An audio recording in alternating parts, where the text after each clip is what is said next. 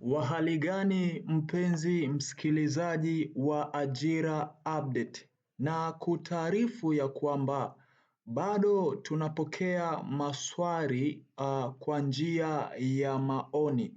Tunapokea maswali kutoka kwa watazamaji wetu na hivyo inakuwa ni wajibu wetu kuwajibu. Sasa naomba tu-preview comment hapa tuone ndugu yetu anahitaji kufahamu kitu gani, na hii inahusiana na JKT. Naomba tu-preview kwa pamoja. Yes, anauliza ya kwamba kaka, naomba kuuliza eti ile JKT wanachukua kila baada ya mwaka? Anauliza kama JKT huwa wanachukua watu baada ya mwaka. Iko hivi, tunafahamu ya kwamba unaweza kujiunga JKT kwa njia mbili. Moja kwa njia ya mujibu na mbili kwa njia ya kujitolea.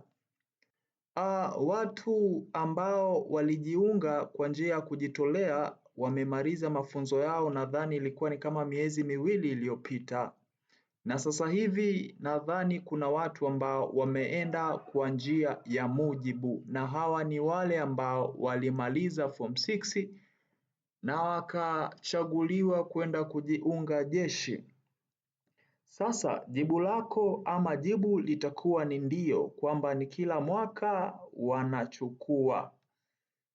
Na wakujitolea nadhani jeshi la mujibu wakikaribia kumaliza, nadhani posti inaweza kutoka watu kwenda kujitolea JKT.